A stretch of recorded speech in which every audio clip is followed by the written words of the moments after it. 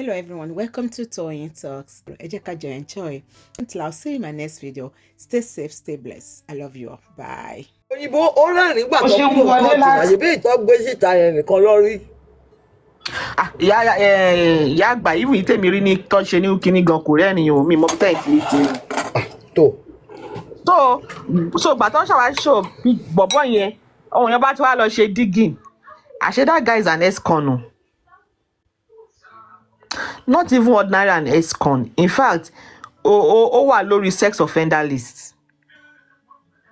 ṣé àwọn young girls yìí wèrè kò náà lọ ṣe fẹ́. gbogbo òyìnbó tá a bá rí ni ó wà marriageable, it's not all òyìnbó.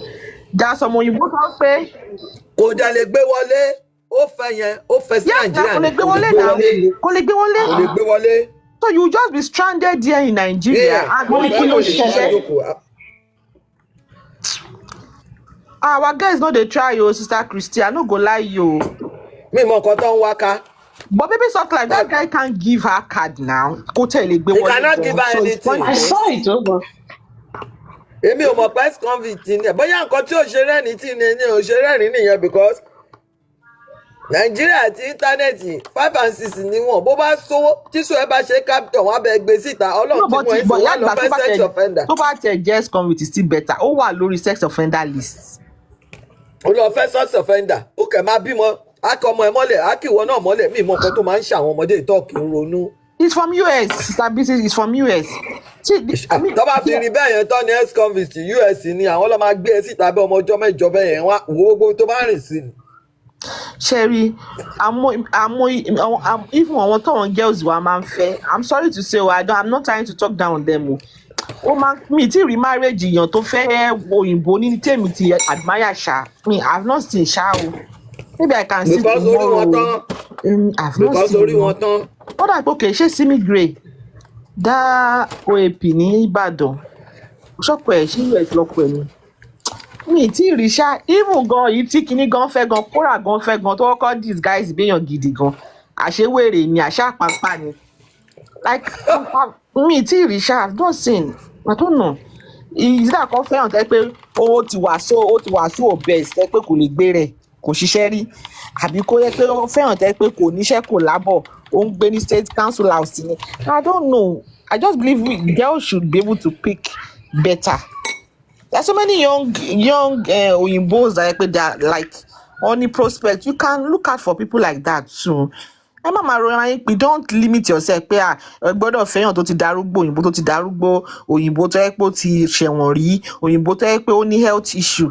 Some of these oyimbos wọ́n máa lọ wá àwọn girls àwọn naive girls yìí they will now use them as a babysitter for them because wọ́n ti mọ̀ pé àwọn ti ní health issue àwọn dẹ̀ ti ń dàgbà. Ó lè jẹ́ pé ìyàwó tó dẹ̀ fẹ́ nígbà prime wọn ti divorce wọn they will now be looking for obìnrin tó máa ṣiṣẹ́ tó máa tọ́jú wọn tó máa tọ́jú ilé. Don't know. Just believe we need to do better. Yeah, the good ones are not on internet. You are right, Samiri. I think so. They are not on internet. You are right. Benevolence. Sister mi, your network yín break me gbọ́yìn. Olùfẹ́ ex-convict ẹ̀rọ tẹ̀ bẹ́ẹ̀ tó bá lọ pa ẹ́ kọ́. Sister mi, your network is bad o. I can hear you but I don't know, it's just cutting. Bá lọ fẹ́ ex-convict sí tó bá yan ọrùn ẹ̀ pánsì ọwọ́ lọ́ máa blame now. Ọmọ ní sọ̀mọ̀ pé ex-con ní tẹ́lẹ̀ ni.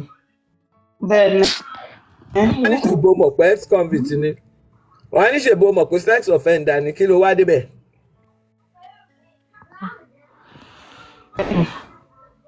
Àwọn míì náà òyìnbó yẹn máa mú wọn wá wọn máa lọ ọjọ́ ẹ̀rọ wọn máa struggle ìwọ ló máa ṣiṣẹ́ wàá máa sanwó lé wàá máa sanwó everything bó o lè pariwo síta because o ti gba green card yẹ àwọn míì máa struggle wọn máa rán wọn lọ sí nursing school ọkùnrin yẹn máa fi threat ẹ máa bẹ̀rẹ̀ sí ní misunderstanding. I don't know. You don't need to fail òyìnbó láti ní green card now. There are so many legit ways you can do it. I don't know. This Mr. Oyin Rex, Emma Sami, the same thing goes to men too.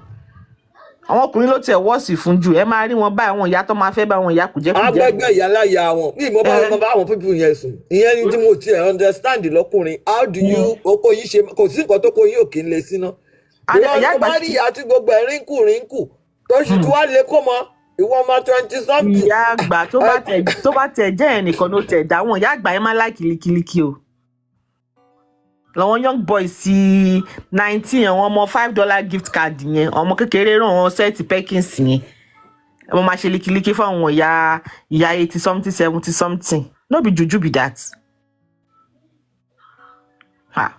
So Mr. Onye má máa lọ dunú jù the same thing goes to men as well. àwọn ọkùnrin ló tiẹ̀ wọ́ọ̀sì jù fún màmá ẹ máa rí wọn ní Muritala airport báyìí tó máa gbé fúláwà dání tẹ́wọ́n máa rí ìyá náà tó wá máa yọ báyìí gan yẹn máa pariwo wáyọ àlà ní pé kí ló ṣe. grandmother ìyá wọn lọ máa gbé fúláwà wá pàdé kò yé mi. Wàhálà. nítorí ẹ fẹ́ gbéwé desperado orúkọ yé ń bẹ yín kọrin yẹn. ṣé suffering yẹn náà pọ̀ yóò pọ̀ ní Nàìjíríà mi. God o, but I don't like to judge sha. Come like maybe I'm speaking from a position of privilege anyways. mo judge speak from position of béèyàn wèrè bá gbé ìyá kan wálé ìwọ Ògún ni máa fi gbé ìyá yẹn lọ Ògún àti Àbàtálá àti Ayílála Ọlọ́run mo dúpẹ́ gba ọmọ mi wọn lè ṣerú yẹn. máa fọ́gbọ̀n wọn lè gbàgbé kéèsì Michael láyéláyé Angela fojú ẹ̀ ṣe ẹ wo Michael Angela fi ojú ọmọ yẹn rí wèrè. bí Angela ò ṣe yìnbọn fún gan yà mí lẹ́nu gan. olórí burúkú Angela ó mọ̀ pé wàá gbé o. torí Trump supporter ni tó mọ̀ kó máa níbọn lé bó o ṣe yìnbọn fún Michael gan is still a mystery kò yé mi dọ́là tó yìnbọn fún kó sọ pé self defence gan I'm still shocked. I don't know. Bene, you know, to be honest, between Oyinbo àti Juju, Oyinbo wọn ní fetishism towards Juju. Ọwọ́ sì Juju ni o. No, as in any sọ̀rọ̀ ẹ kí n Oyinbo ní this thing about bí obìnrin dúdú ṣe rí, and to be quite honest, they still see a lot of Juju as below them, as the slave, as a servant. Not all of them, I'm not generalizing now, but this is the fact. And we've seen this play out in and out. If we use Coral Beauty as a case study, and some of the ones we've seen. In fact, there is a nurse I used to work with that was telling me her story. Odebi, Odobabele Kudesi, you know. And Babel Fepi, Ojurosodo. It was a really, really sad situation for the young lady. She left Nigeria to come and stay with her dad here at 21. Never traveled out, never seen the life. She ain't me. Oh, she had London. London. She was the one telling me this herself. Ó ṣàdé London. Bàbá ẹ̀ ti fi lélẹ̀ látijọ́ kò sọ fún àwọn tí lé pé òun ti níyàwó mi o. Kò sọ anything. So he was shocked that the girl could trace him to London, to UK. The wife here was shocked that so you have a whole family in Nigeria. Ó dẹ̀ parọ́ fún àwọn Naija pé wọn ò ní ìwé kíníkan. So he refused the girl to stay in his house. Thank God it was the period of social media.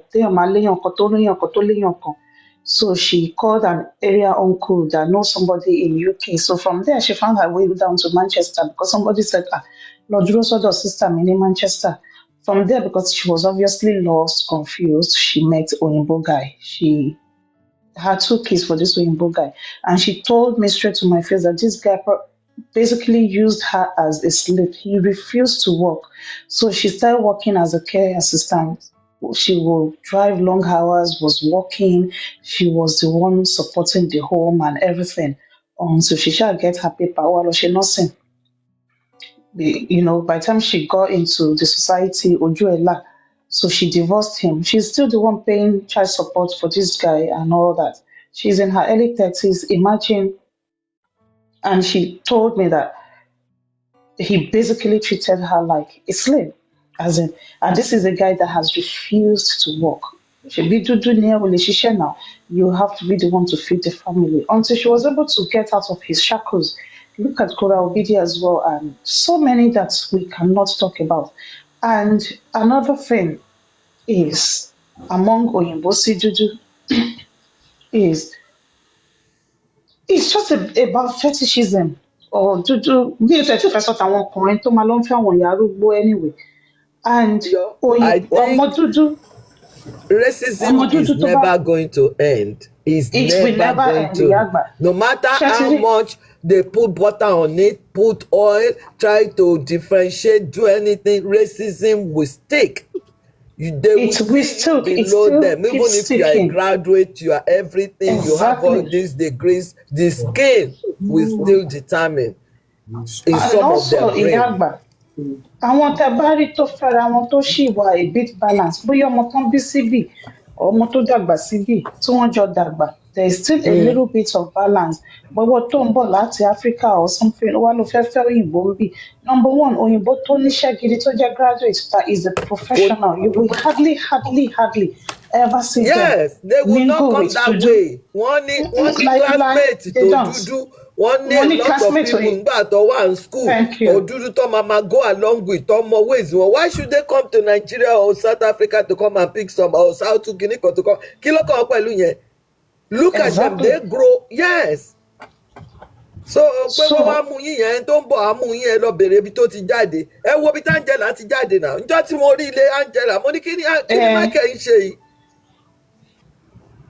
But inú mi dùn pé ó put ara ẹ̀ through, ó wọlé, ó dẹ̀ fi gba nǹkan tó máa gbà, ó dẹ̀ jápa. Kò sí nǹkan tí wàá ṣe fún. and also obìnrin dúdú not listen and listen well especially for the young ones we are seen as the bottom of the barrel it is our Yes. responsibility to take ourselves out of this dúdú wọn ò fẹ́ wa òyìnbó wọn ò fẹ́ wa our brothers wọn ò fẹ́ wa they would rather ọkùnrin dúdú young guy dúdú ó máa rather lọ fẹ́ ìyá 80 something than kó fẹ́ ẹgbẹ́ tó jẹ́ dúdú. Number two, wọ́n á ní àwọn fẹ́ máa ṣe olórí ilé fún obìnrin dúdú but lọ́dọ̀ obìnrin tó jẹ́ ẹgbẹ́ grandmother wọn, wọ́n á gbálẹ̀, wọ́n á fọlẹ̀, wọ́n á ṣe babysitter, wọ́n á lọ ṣiṣẹ́, wọn ò bí wọn dá kọ́ láwọn ń ṣe 50-50. Iṣẹ́ tó bá ṣe ó Wọ́n á lè tún ní ṣiṣẹ́ Rose o. wọ́n á tún ṣiṣẹ́ bẹ́ẹ̀ òfìsì o.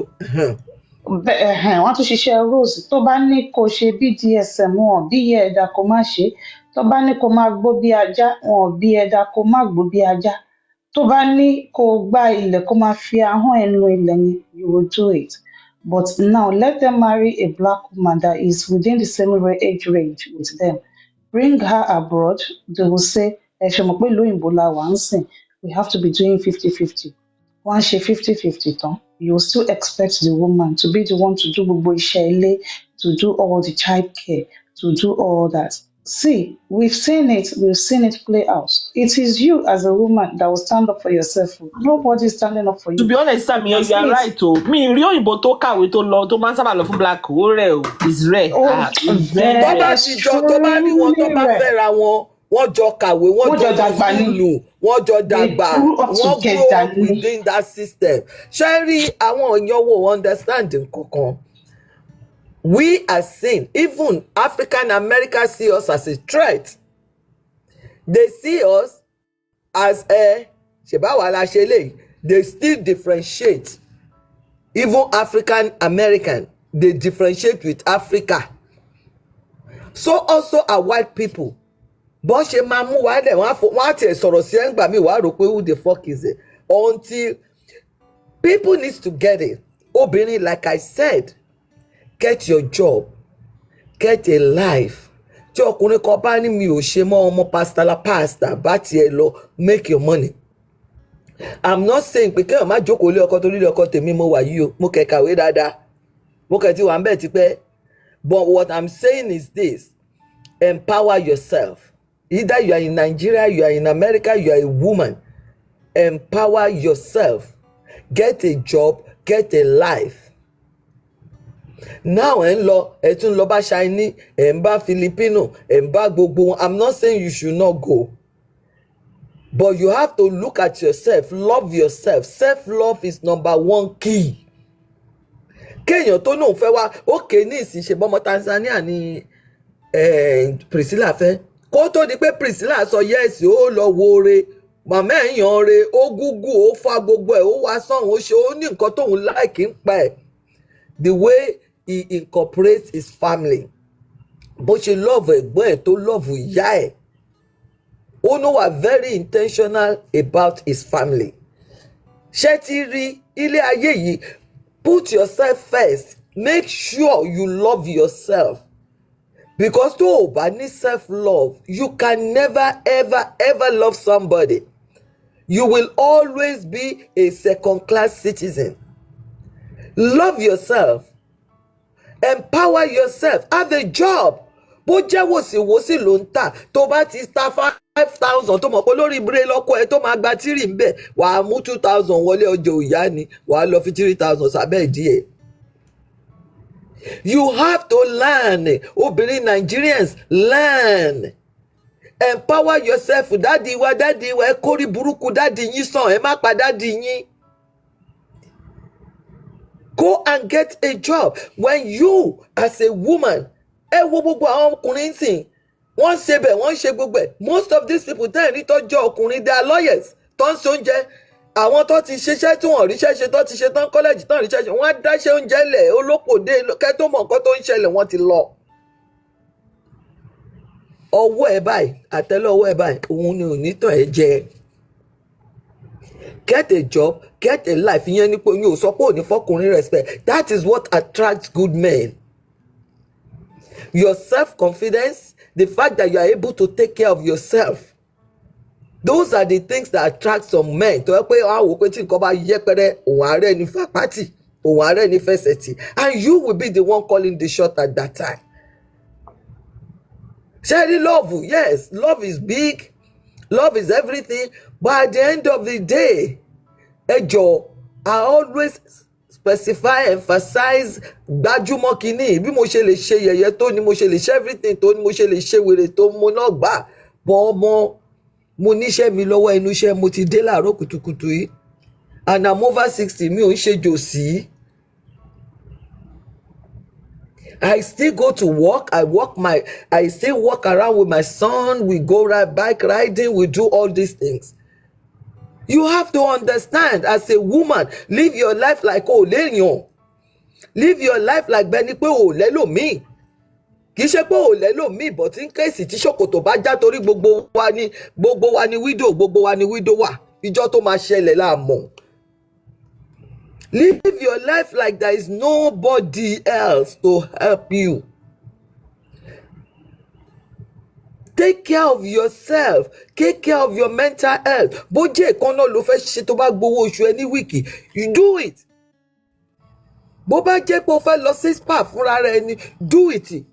Bó bá jẹ́ nínú owó oṣù yẹn o fẹ́ lọ wo movie nínú owó oṣù tó ṣiṣẹ́ tó gbà, yọ nínú ẹ̀ kó lọ wo movie. Take care of yourself. Take care of your mental health. Take care of your being. That is when ìtọ́yìn kan máa rí ẹ tó máa attract ẹ because now you will show the positivity in your body.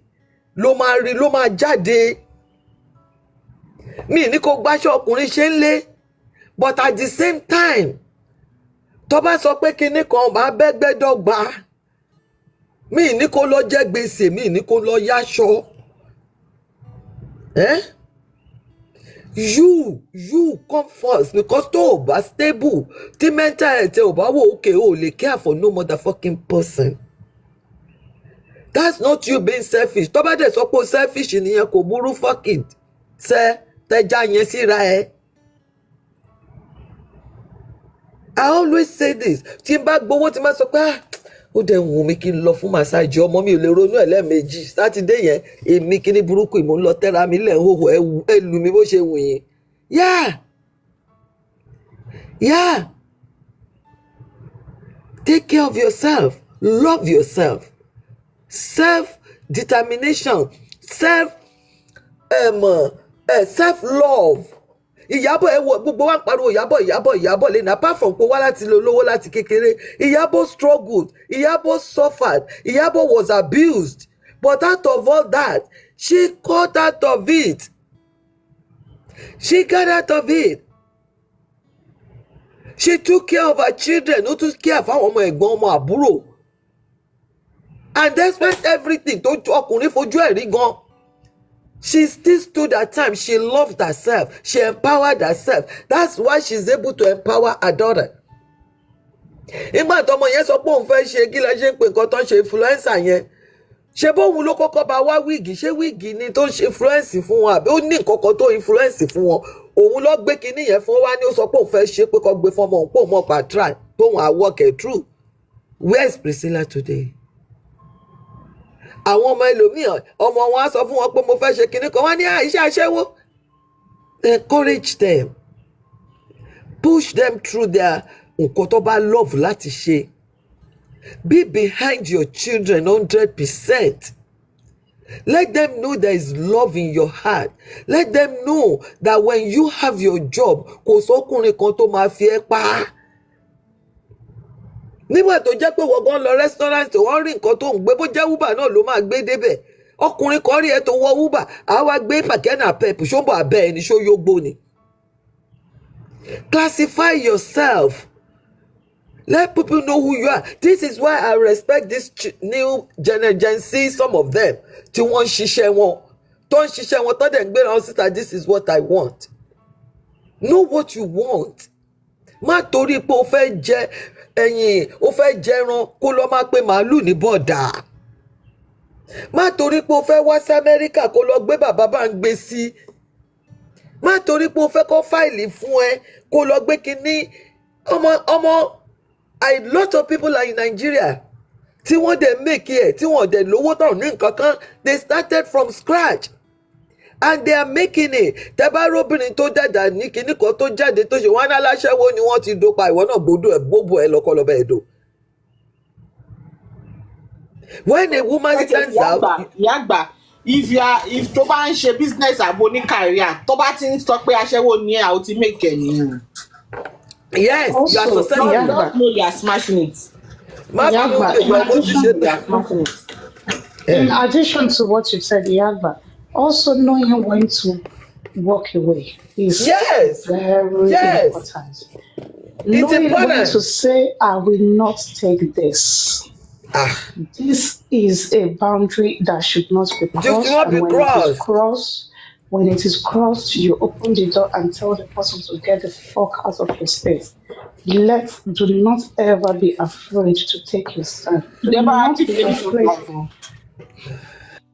not be afraid to standing alone. And also creating a niche for yourself and having your own society, having your own people is very important as a woman, as a mother, as a grandmother, whatever you fall into as a single girl. Have friends, have quality people around you. Do not accept this foolishness that is going on around, especially for the new jackpot people that are coming and your husband is telling you, I'm actually 50-50. When you are doing 50-50, isha no 50-50. Whatever property you are buying, it should be 50-50. So that the day push will come to shove. Bricklayer ló máa bá yín pín sí 50-50. Wọ́n máa pín gbogbo ẹ̀ sí 50-50 ni. Not you being with the one doing all the child care, doing the home care, doing the school runs, doing everything, still having to go to work, then bringing out your own 50% of your income. And let us remember that as a woman, whatever you have, 95% of it will still go into the home affair, will go into your children. So let's say you are left with £100. Ìwọ ni wàá bọ́ta làwọn ọmọ máa sunkún pé àwọn fẹ́ jẹ McDonald's.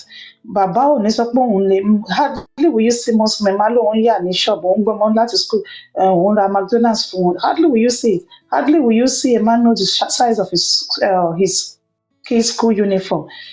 Hardly will you see them know the size of their shoe.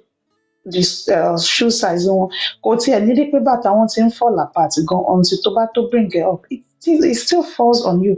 Ìwọ ló máa sóúnjẹ and with it èèyàn kan tó ṣì sọ pé òun kì í jẹ ọbẹ̀ ọjọ́ kejì. All in the name you want to be Mrs. It will drain you. It will mess you up. And if you're drained mentally, it will affect your productivity either in your business or in your corporate world. Then tell me, how do you want to advance? And you have all this. How do you want to advance in your life, in your career, in education, in whatever you choose? Please stand on your feet. Èmi máa ń sọ tó bá ti di pé mo fẹ́ ṣe 50-50, then I can do it all alone then. Kí ló kù? Àwọn èèyàn dẹ̀ máa fojú wẹ̀ pé ó wà nílé ọkọ, kò sẹ́ni tó fẹ́ ràn ẹ́ lọ́wọ́, kò sẹ́ni tó fẹ́ ṣe kinní, o ò ní ibi tó máa gbé ọmọ sí, kò sí childcare, kò sí kankan. Tó bá kú máa dá ṣe kó dá ṣe, wàá ṣe 50-50, ó máa wà nílé pẹ̀lú àwọn ọmọ, kò ní help with homework, kò ní help láti, it's not even help, kò ní ṣe homework, kò lè ṣe oúnjẹ fáwọn ọmọ, kò lè gbé wọn lọ sí park, kò wọn ò mọ ní school àwọn ọmọ, parent evening he's not there, he's advancing his own career, adé láti bí ṣáà ní owó jọjọjọjọ má disturb mi o. Meanwhile, you have had a rough day. Who do you speak with? Who do you talk to? All these things, know when to stand for yourself because tó bá ṣẹlẹ̀ tán, you're on your own. And now, pregnancy have taken lives. It has messes a lot of people up. When one of the people are so empathic towards pregnant women, when you have the journey smooth, when you have your pregnancy journey smooth, just every single day be thankful because when you go out there and see what some pregnant women go through, when you see what they go through, you've in fact, how did I go through this journey by myself? Then some people are not kind to you during pregnancy. They are not kind to you during the first few days of delivery. They are not kind to you in labor. Come on now. And then you still go out to the corporate world to work and still come and give your 50-50. Haba. Also, ẹ̀yin mother-in-laws wa, ẹ̀yin mother-in-laws, àwọn ìyàwó ọmọ yẹn á bímọ, ẹ máa lẹ wá ṣe ọmú gọ̀, you will not look after them, you won't let them have the maximum rest. But ní ṣe bẹ́ẹ̀ sáwọn ọmọ tí yín gangan. All these things needs to be spoken about. All these ills needs to be talked about. If your mother cannot come and look after you, at least for the first 1 month of delivery, please do it by yourself. Tílé bá dọ̀tí ó dọ̀tí, ọjọ́ tó bá lè ṣe ló ṣe. You are not forced to get up to look after anybody. Before kó tó bímọ, if you can outsource food, outsource. If you can cook and stock your fridge, do it. To not be looking after a newborn baby and be looking after one older woman.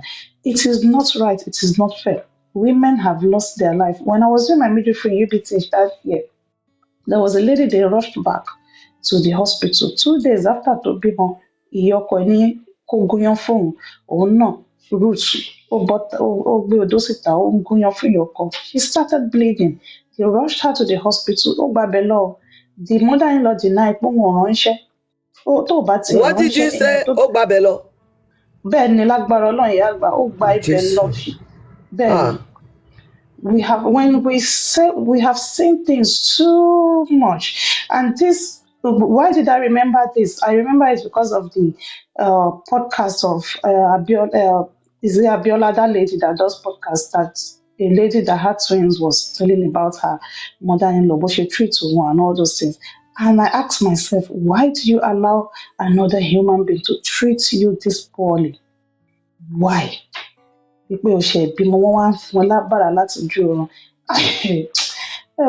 Babies of life, do you want to say something before we continue? Yes, so lórí kíni Abiola.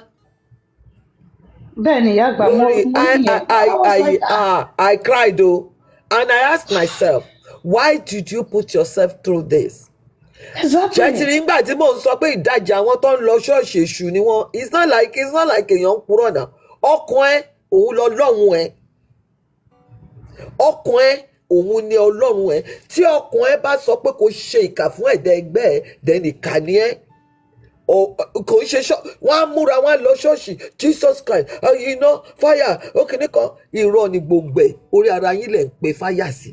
Look at that, they are deeper life. I listen torí ẹ̀ ṣẹ́ ọmọ Abíọ́lá yẹn sometimes bá lọ wo kíní ẹ̀ màá tún ké tí bá wo àwọn kéèsì mi màá kọ̀ bù sẹ́kùn ni pé wọ́n náà má jẹ́ ká kí ló dé tí àwọn fámìlì tèmi ṣe burú tọ́yẹ̀mí ṣe yí aṣàgbà kọ́nà àbí kí ló ń pè mí ìráyè orí burúkú tó bá ṣe orí burúkú débi ọmọ mi ayé ẹ̀ máa bàjẹ́ ni I don't care who ìyá ọkọ will be ká má tẹ̀ wá sọ pé ọmọ mi ò tiẹ̀ lè experience irú ìyá ọkọ tí yín so I don't know. Sherry Yagba, what I would never understand is you being religious doesn't make you stupid. Me, I don't get it. They don't open their Bible, the deeper you go in the religion, They don't the open stupid their you become. I Bible. don't understand. I think They do stupidity not read that Bible. I think stupidity and extremism in religion, fanaticism. Let me in explain religion, something. I think it goes hand Àwọn in èèyàn hand. wá wà. Johnny, my people die because of lack of knowledge, right? They perish because of lack of knowledge. Thank you. Tó bá sọ fún ẹ pé even Bíbélì ní my word is new every morning and my word is new every day. What does that imply? Read. Láyé tá tún wá wà yìí tó ò bá lè kàwé torí àwọn tó ní dyslexia, there is an audio books, there is an audio voice to type, there is an audio stuff. Listen, ask God, reveal yourself to me. O jẹ́ Mùsùlùmí o jẹ́ Kristẹni o. Nígbà tẹ́mi marry mo á béèrè pé kí ló dé tí Ọlọ́run kan sọ pé kó fẹ́ yàwó mẹ́rin, kí ló dé tí kan ní kó jókòó tẹ̀yọ kan. I started reading it. It's not what the Quran said. Quran did not say fẹ́ yàwó mẹ́rin. Quran said àwọn opó àti àwọn ọmọ tí wọ́n ní bàbá, tí ìyá wọn ò dẹ̀ lè fìdí wọn, tí ò sẹ́ni tó lè tọ́jú wọn, ọkùnrin lè fẹ́ wọn. Kò sọ fẹ́ pé kò fẹ́ wọn, kò bá wọn sùn, kò take care àwọn ọmọ yẹn so that àwọn ìyá wọn ò ní ṣiṣẹ́ aṣẹ́wó. Now, before you do that at all, there must be an agreement between you àti ìyàwó inú ilé ẹ̀. Tó bá ní ó tì ní. Now, tó bá wá lọ mú ìyàwó wá láti ìtàpọ̀ òun fẹ́, are you able to treat them equally? What does equally means? Tó bá yọ kó díẹ̀ nínú ta àkọ́kọ́ òun láti lọ fi sí tẹ̀kejì. Tó bá ra Prado blue fún tàkọ́kọ́ òun láti ra Prado fún tẹ̀kejì. Kì í ṣe pé màá ra tiẹ̀ later.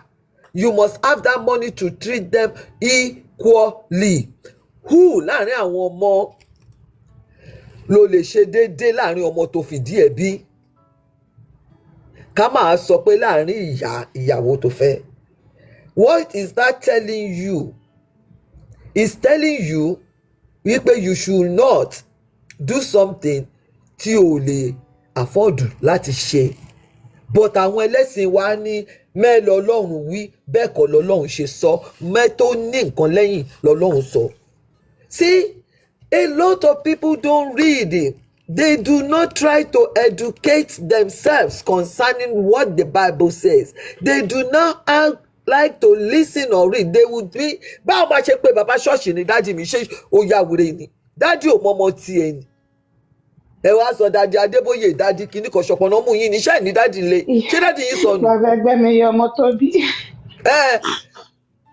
Mọ́mì, ta ni mọ́mì òfò? Mọ́mì ẹ̀ tó já ìmí àtúmọ̀gbẹ́gbẹ́ ìyá ẹ̀ mọ́mì, ta ni mọ́mì ìranù? Ṣé kò lórúkọ ìyá alágbájá ló ń jẹ́ ìyá yáàdì, ìyá ṣọ́ọ̀ṣì? Yes. Now they turn it to something else. Dáàdì wa sọ pé, dáàdì ṣọ́ọ̀ṣì sọ pé, ṣé ń ṣe èrè ni? Don't you have a brain? Ọlọ́run fún gbogbo alọ́pọlọ ní ó ní ká lóore. You have a right to choose between right and wrong. Ṣé ti gbọ́ this YouTuber? She lives in Germany. Tó ń sọ pa bí pastor ṣe destroy family òun. Problem wọn nìyẹn. Òun ló gbé family ẹlẹ́fún pastor. I am not interested in how pastor destroy your life. Why is your wife? Why? Can't you pray? Ọlọ́run sọ wípé tó o bá tọrọ ní ìkọ̀kọ̀ wọn dá ẹ lóhùn ní gbangba. Kò sọ pé òun láti lọ sí gbangba kó lọ so mọ́ ṣòkòtò pastor. Ẹnu tí pastor á fi gbàdúrà fún ẹ lẹ́nu yẹn náà lọ́lọ́run fún ẹ.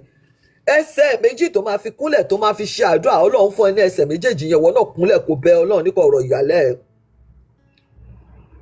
ẹ̀. Kí ló ṣẹlẹ̀ tí ẹ̀ ń hùwà báyìí? Ẹ wá sọ pé kíní kan àṣejù wa ló pọ̀ jù.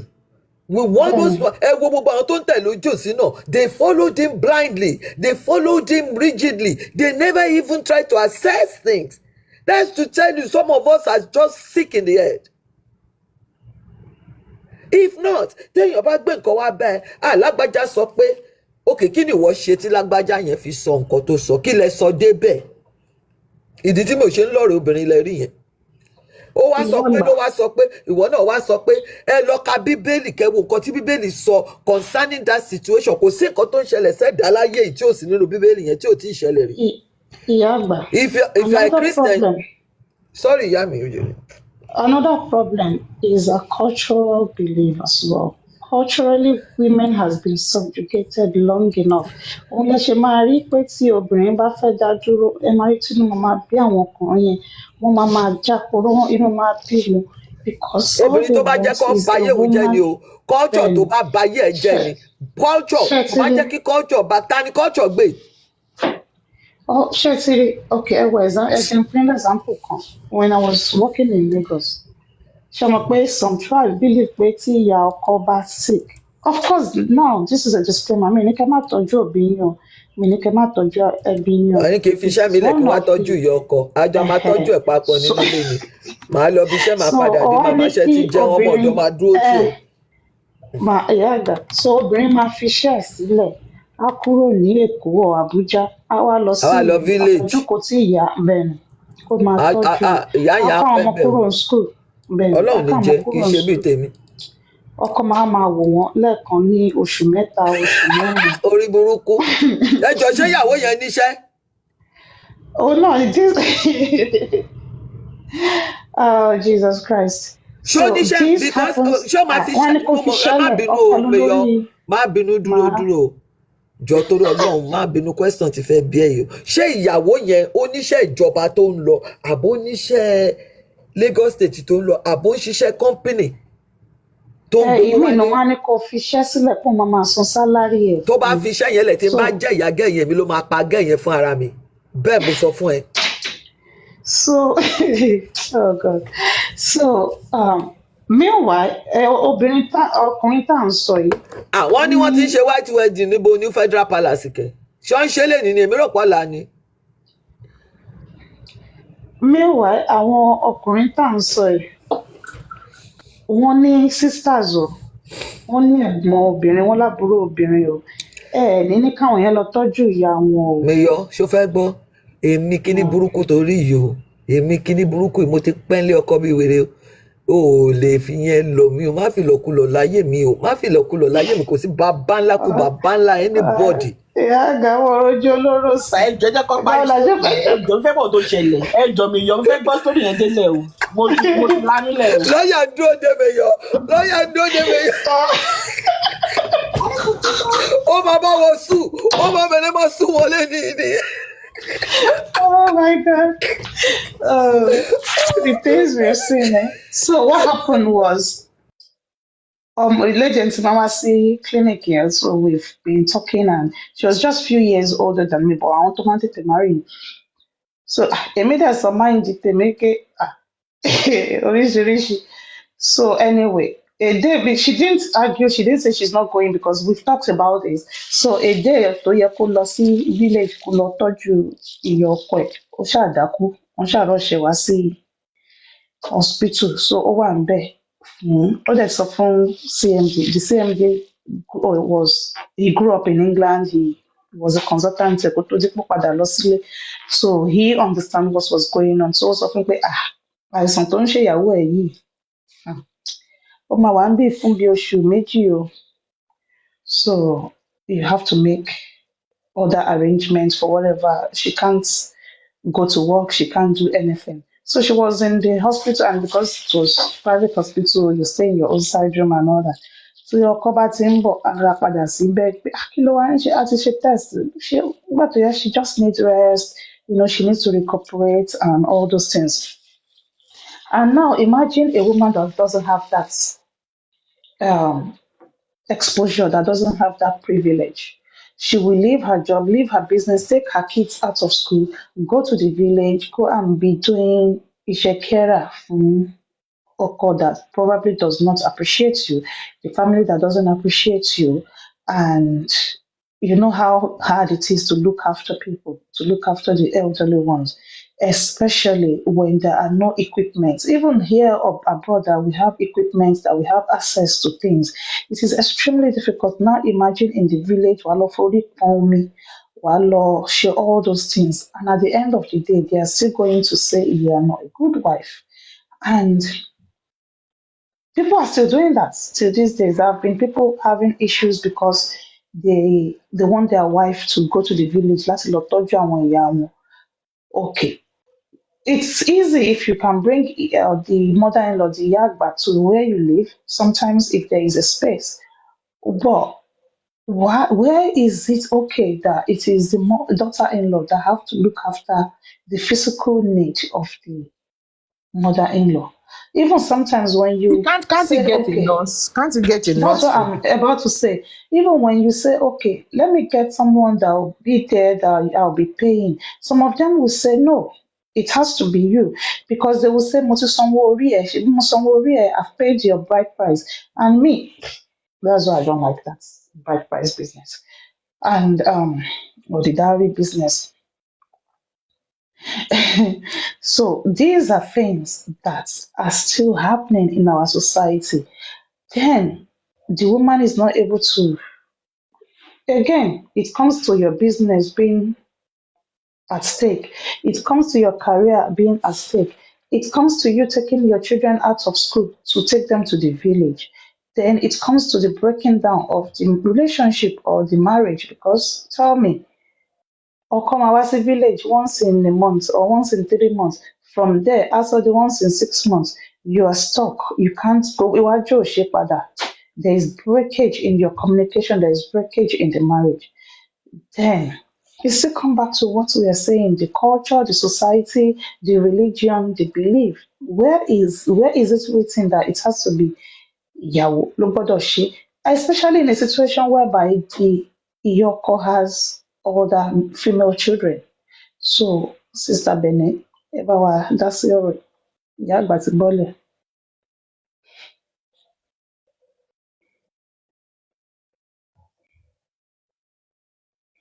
Benevolence.